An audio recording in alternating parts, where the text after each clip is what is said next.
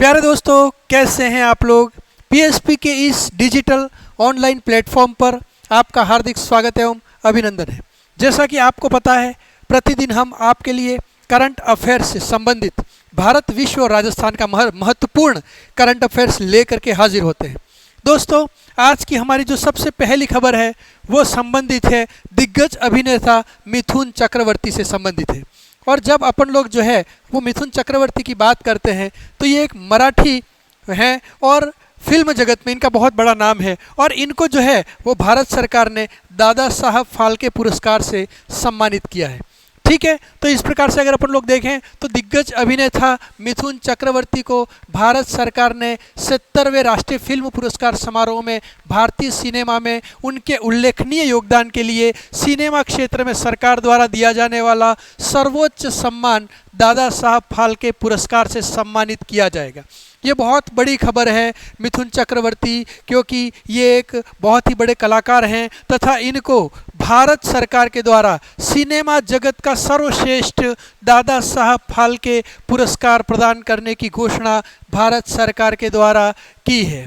ठीक है, 70वें राष्ट्रीय फिल्म पुरस्कारों की अगर हम लोग बात करते हैं तो इसमें सर्वश्रेष्ठ फीचर फिल्म जो है वो मलयालम फिल्म अट्टम ने अपनी अभिनव कथा संरचना को लेकर के और सर्वश्रेष्ठ फिल्म का तमगा हासिल किया है। तो सर्वश्रेष्ठ फीचर फिल्म 70वें राष्ट्रीय फिल्म पुरस्कारों के तहत सर्वश्रेष्ठ फीचर फिल्म कौन सी है? तो सर्वश्रेष्ठ फीचर फिल्म है आट्टम। कौन सी है? आट्टम है दोस्तों। और ये जो आट्टम है वो मलयालम फिल्म है। ठीक है, और सर्वश्रेष्ठ अभिनेता की अगर अपन लोग बात करते हैं तो ऋषभ शेट्टी ने कन्नड़ फिल्म कंतारा में अपने अभिनय के लिए सर्वश्रेष्ठ अभिनय का पुरस्कार प्राप्त किया है। तो सर्वश्रेष्ठ अभिनेता का पुरस्कार किसने प्राप्त किया है? ऋषभ शेट्टी ने। उनकी कन्नड़ फिल्म कंतारा के लिए उनको ये पुरस्कार जो है वो प्रदान किया गया है। ठीक है, तो ये आज की एक महत्वपूर्ण खबर थी। अगली खबर की तरफ हम लोग बात करते हैं, निशानेबाजी चैंपियनशिप की बात करते हैं और ISSF।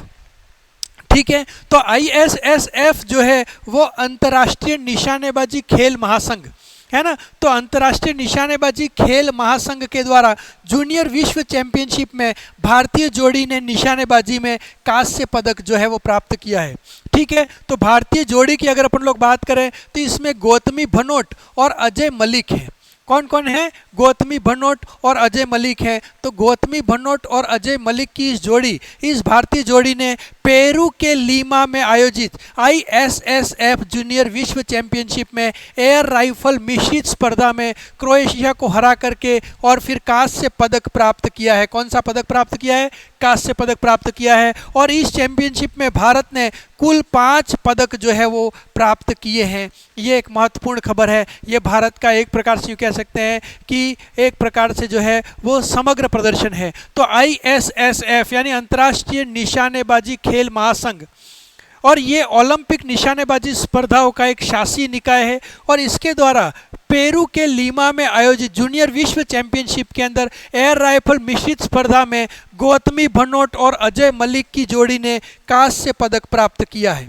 ठीक है, तो ये एक महत्वपूर्ण खबर थी। उसके बाद में हम लोग अगली खबर की तरफ अगर रुख करते हैं तो यहाँ वुशु चैंपियनशिप 2024 से संबंधित खबर है दोस्तों। और जूनियर विश्व वुशु चैंपियनशिप 2024 में भारत ने 2 स्वर्ण पदक, 1 रजत पदक और 4 कांस्य पदक जीते हैं।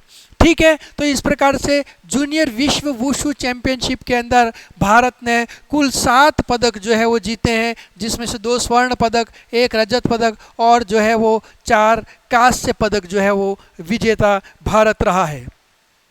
अगली खबर अगर हम लोग देखें तो BCCI से संबंधित है। BCCI यानी कि भारतीय क्रिकेट कंट्रोल बोर्ड, और भारतीय क्रिकेट कंट्रोल बोर्ड ने COE का मतलब होता है सेंटर ऑफ एक्सीलेंस। तो सेंटर ऑफ एक्सीलेंस के रूप में जो है वो बेंगलुरु में राष्ट्रीय क्रिकेट अकादमी का उद्घाटन किया है। तो भारतीय क्रिकेट कंट्रोल बोर्ड ने बेंगलुरु में नव उन्नत राष्ट्रीय क्रिकेट अकादमी NCA का उद्घाटन किया है, जिससे अब BCCI सेंटर ऑफ एक्सीलेंस कहा जाता है।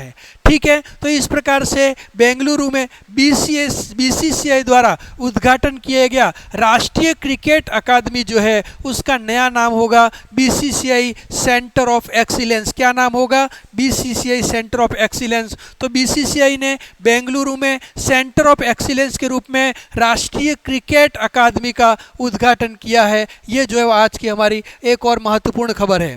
उसके बाद हम लोग अगली खबर की तरफ रुख करते हैं। तो वर्ल्ड एथलेटिक्स कॉन्टिनेंटल टूर में पुरुषों की 5000 मीटर की दौड़ में गुलवीर सिंह ने स्वर्ण पदक प्राप्त किया है। तो 26 वर्षीय भारतीय एथलेटिक है और इनका नाम क्या है? गुलवीर सिंह है। तो गुलवीर सिंह ने जापान में आयोजित वर्ल्ड एथलेटिक्स कॉन्टिनेंटल टूर में पुरुषों की 5000 वर्ग मीटर में जो है स्वर्ण पदक प्राप्त किया है। उसके बाद में हम लोग अगली खबर की तरफ अपना रुख करते हैं। यहाँ पर तो इंद्रसेना रेड्डी को मिजोरम का राज्यपाल जो है वो बनाया गया है और न्यायमूर्ति मनमोहन ने दिल्ली उच्च न्यायालय के प्रमुख के रूप में शपथ ली है। तो इस प्रकार से दो बड़े अमेंडमेंट हैं और जिसमें अपन लोग देखें तो त्रिपुरा के राज्यपाल इंद्रसेना रेड्डी नल्लू ने मिजोरम के राज्यपाल के रूप में अतिरिक्त कार्यभार को संभालने की शपथ ली है। तो वर्तमान में त्रिपुरा के राज्यपाल हैं, इनका नाम क्या है? इंद्रसेना रेड्डी हैं और इंद्रसेना रेड्डी को मिजोरम के राज्यपाल के रूप में अतिरिक्त कार्यभार जो है वो संभालने या अतिरिक्त कार्यभार की जो है वो शपथ इन्होंने ली है। उसी प्रकार से अगर अपन लोग बात करें तो न्यायमूर्ति मनमोहन ने दिल्ली उच्च न्यायालय के प्रमुख के रूप में शपथ ली है। न्यायमूर्ति मनमोहन ने दिल्ली उच्च न्यायालय के प्रमुख के रूप में भी शपथ ली है। ठीक है। अगली खबर की तरफ हम लोग रुख करते हैं। यहाँ पर तो अरुण धूमल और अभिषेक डालमिया का आईपीएल गवर्निंग काउंसिल में फिर से चुनाव कर लिया गया है। तो यहाँ पे अगर अपन लोग देखें तो एक तो है अरुण सिंह धूमल और दूसरे कौन है? अभिषेक डालमिया। उनको बेंगलुरु में बीसीसीआई की वार्षिक आम बैठक के दौरान आईपीएल गवर्निंग काउंसिल के सदस्य के रूप में फिर से चुन लिया गया है। अगली खबर नासा से संबंधित है। नासा का यूरोपा क्लिपर लॉन्च के लिए तैयार है। तो नासा का यूरोपा क्लिपर मिशन, कौन सा मिशन है? नासा का यूरोपा क्लिपर मिशन, जो बृहस्पति और उसके चंद्रमा यूरोपा की यात्रा के लिए निर्धारित है। तो बृहस्पति और बृहस्पति का चंद्रमा है, उसका नाम क्या है? यूरोपा। तो बृहस्पति के चंद्रमा यूरोपा की यात्रा के लिए जो निर्धारित है यूरोपा क्लिपर मिशन नासा का, वो लगभग तैयार हो चुका है। ठीक है। स्पेस एक्स क्रू 9 ISS अंतरिक्ष यात्रियों को बचाने के लिए रवाना। तो नासा के यूरोपा क्लिपर का मिशन का उद्देश्य ये है कि बृहस्पति के चंद्रमा यूरोपा का पता लगाना और जीवन का समर्थन करने की इसकी क्षमता का आकलन करना है। ठीक है। अगली खबर की तरफ हम लोग रुख करते हैं। यहाँ पर तो दक्षिण कोरिया और स्लोवाकिया ने रणनीतिक साझेदारी स्थापित की है। तो दक्षिण कोरिया और स्लोवाकिया ये दोनों ही देश द्विपक्षीय सहयोग को बढ़ाने के लिए, रणनीतिक साझेदारी को बढ़ाने के लिए तैयार हुए हैं। और दक्षिण कोरिया और स्लोवाकिया की ये जो साझेदारी है वो व्यापार, निवेश, ऊर्जा और रक्षा के क्षेत्रों में फोकस किया गया है। व्यापार, निवेश, ऊर्जा और रक्षा में संबंधों को गहरा करने के लिए दक्षिण कोरिया और स्लोवाकिया ने रणनीतिक साझेदारी को स्थापित किया है। ठीक है। अब फिर हम लोग यहाँ पर देखें तो नेहरू ट्रॉफी की बात हम लोग करते हैं। और जब नेहरू ट्रॉफी की बात करते हैं तो केरल में करिचल चुंदन ने पुन्नमदा झील पर लगातार 5वीं बार नेहरू ट्रॉफी जो है वो जीती है। तो पुन्नमदा झील में लगातार 5वीं बार नेहरू ट्रॉफी किसने जीती? तो करिचल चुंदन, है ना, करिचल चुंदन नामक जो नाव है उसने लगातार 5वीं बार नेहरू ट्रॉफी को जीता है। अब मैप ऑफ द डे में आज हम लोग गोदावरी नदी की बात करते हैं। गोदावरी नदी अगर अपन लोग देखें तो प्रायद्वीपीय भारत जो है यानी दक्षिण का पठार है उसकी सबसे प्रमुख और सबसे बड़ी नदी है। ठीक है। और इसीलिए इस नदी को हम लोग दक्षिण भारत की गंगा कहते हैं। ठीक है। तो दक्षिण भारत की गंगा अगर अपन लोग बोलते हैं तो कौन सी नदी है? ये नदी है आपके गोदावरी नदी। ठीक है। गोदावरी नदी का उद्गम कहाँ से होता है? तो महाराष्ट्र में नासिक के पास में जो है वो त्र्यंबकेश्वर से इसका उद्गम होता है। कहाँ से होता है? त्रयंबकेश्वर। त्रयंबकेश्वर कहाँ पर है आप लोगों के? महाराष्ट्र के अंदर नासिक के निकट त्र्यंबकेश्वर से ये नदी निकलती है और बंगाल की खाड़ी में जा कर के और फिर ये नदी जो है समुद्र में विलीन होती है। तो इस बीच में ये नदी जो है वो 1465 किलोमीटर की अपनी यात्रा करती है। कितने किलोमीटर की यात्रा करती है? 1400। और फिर अगर अपन लोग यहाँ पर देखें तो 65 किलोमीटर की यात्रा करती है। तो ये जो मार्ग है वो किस नदी का मार्ग है? ये मार्ग आपके गोदावरी नदी का मार्ग है। ठीक है। इसकी अगर प्रमुख सहायक नदियों की बात करें तो इसकी सहायक नदियों में एक तो प्रवर है, मंजरा है, मन्नेर है, पूर्णा है, प्राणहिता है, इंद्रावती है, सबरी है, ये उसकी प्रमुख सहायक नदियां हैं। तो सहायक नदियां कौन सी हैं? मंजरा और मन्नेर है, पूर्णा है, प्राणहिता है जिसमें वेनगंगा, पेनगंगा, और उसके बाद में इंद्रावती और सबरी, ये उसकी प्रमुख नदियां हैं। ठीक है। तो इस प्रकार से दक्षिण की गंगा गोदावरी नदी 1465 किलोमीटर कहाँ से शुरू होती है? महाराष्ट्र में नासिक के त्र्यंबकेश्वर से शुरू होती है, और ये जब बंगाल की खाड़ी में गिरती है उस बीच में 1465 किलोमीटर का अपना सफ़र जो है वो तय करती है। अब हम लोग राजस्थान जीके के कुछ महत्वपूर्ण प्रश्नों पर चर्चा करेंगे, और इसमें मारवाड़ म्यूरल्स, इस पुस्तक के लेखक कौन है? रामावतार अग्रवाल ने मारवाड़ म्यूरल्स नामक पुस्तक की रचना की है। राजस्थान में महाराणा प्रताप हवाई अड्डा कहाँ पर स्थित है? उदयपुर डबोक में जो हवाई अड्डा है उसको महाराणा प्रताप हवाई अड्डा कहते हैं। और राजस्थान में मुख्यमंत्री सड़क योजना 2005 में शुरू की गई है ना। तो मुख्यमंत्री सड़क योजना 2005 के अंदर जो है वो राजस्थान सरकार के द्वारा शुरू की गई। उत्तरी पश्चिमी रेलवे का मुख्यालय कहाँ पर है? तो जयपुर में है। तो हमारा जो राजस्थान है वो उत्तर पश्चिम रेलवे में आता है, और उत्तर पश्चिम रेलवे का मुख्यालय कहाँ पर है? जयपुर में है। राष्ट्रीय सड़क मार्ग नंबर 3 पर कौन सा नगर स्थित है? तो NH3 जो है वो धौलपुर से गुजरता है, और ये राजस्थान का सबसे छोटा NH है, नेशनल, जिसको हम लोग कहते हैं नेशनल हाईवे है। तो नेशनल हाईवे 3 कहाँ से गुजरता है? धौलपुर से गुजरता है। राजस्थान में पाक सीमा के करीबी जो स्टेशन है मुनाबाव, वो बाड़मेर में स्थित है। पाकिस्तान की सीमा के सबसे करीब का स्टेशन कौन सा है? मुनाबाव है, और ये बाड़मेर में स्थित है। राजस्थान विधानसभा के प्रथम प्रोटेम स्पीकर महाराव संग्राम सिंह थे, और राजस्थान के प्रथम मुख्यमंत्री टीकाराम पालीवाल। राजस्थान की पहली महिला सांसद श्रीमती शारदा भार्गव, और ये राज्यसभा से चुनी गई थी। और राजस्थान की पहली महिला लोकसभा सदस्य महारानी गायत्री देवी, जो कि जयपुर से जीती थी। और राज्यसभा के लिए मनोनीत पहले राजस्थानी कौन थे? डॉक्टर नारायण सिंह। तो यहाँ हम लोग देखें तो विधानसभा के प्रथम प्रोटेम स्पीकर कौन? महाराव संग्राम सिंह। प्रथम मुख्यमंत्री टीकाराम पालीवाल, और पहली महिला सांसद शारदा भार्गव जो राज्यसभा से निर्वाचित हुई थी। और पहली महिला लोकसभा सदस्य महारानी गायत्री देवी जयपुर से, और राज्यसभा के लिए मनोनीत पहले राजस्थानी डॉक्टर नारायण सिंह थे। ठीक है। अब हम लोग यहाँ पर बात करते हैं पर्सन ऑफ द डे में, और पर्सन ऑफ द डे में आज हम सम्राट अशोक की बात करते हैं। ठीक है। तो सम्राट अशोक जो है वो मौर्य साम्राज्य से संबंधित थे, चंद्रगुप्त मौर्य के वंशज थे। और जब अपन लोग देखते हैं तो जो सम्राट अशोक हैं उनके पिता का क्या नाम था? बिंदुसार, और उनकी जो माता है वो धम्मा के घर पर उनका जन्म हुआ, यानी ये बिंदुसार के पुत्र थे। तथा इनको बौद्ध धर्म के संरक्षक के रूप में भारत में जाना जाता है, और अशोक महान के रूप में अपन जो है वो इनको जानते हैं। ठीक है। अब अगर अपन लोग देखें तो इन्होंने तीसरी बौद्ध परिषद जो है उसका आयोजन पाटलिपुत्र में किया था, और अशोक ने अपने शिलालेखों के माध्यम से धर्म का प्रचार किया, और इसको अशोक के धम्म कहा गया है। क्या कहा गया है? अशोक के धम्म कहा गया है। और उसमें 14 शिलालेखों के माध्यम से उन्होंने अपने दर्शन जो है उसका दस्तावेजीकरण किया है। तो ये मौर्य साम्राज्य से रिलेटेड है सम्राट अशोक। अब हम लोग यहाँ पर राजस्थान के करंट अफेयर्स की बात करते हैं। तो सितंबर 2024 में राजस्थान पोषण माह में राष्ट्रीय स्तर पर बेहतर प्रदर्शन करने के मामले में किस स्थान पर रहा है?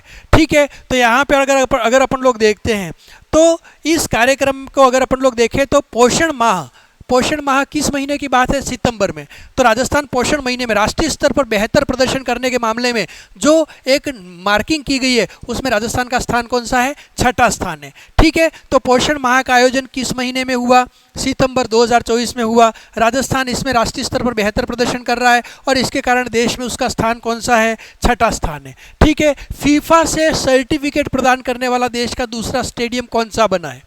तो फीफा ने जिसको वेरीफाइड किया है, ऐसा संपूर्ण भारत का दूसरा जो ग्राउंड बना है वो है विद्याधर नगर स्टेडियम जयपुर।